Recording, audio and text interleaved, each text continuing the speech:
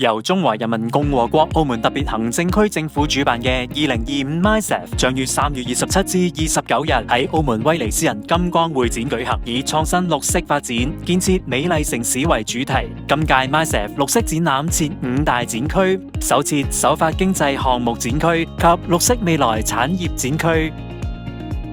帶動綠色經濟新增長點，同時國際展商客商參與度提升，並透過綠色配對等環節共拓國際綠色合作商機。喺連續第4年舉辦實現碳中和專業展會嘅同時，今屆 MICEF 成為澳門首次獲得綠色電力證書嘅展會。綠色論壇匯聚知名專家學者，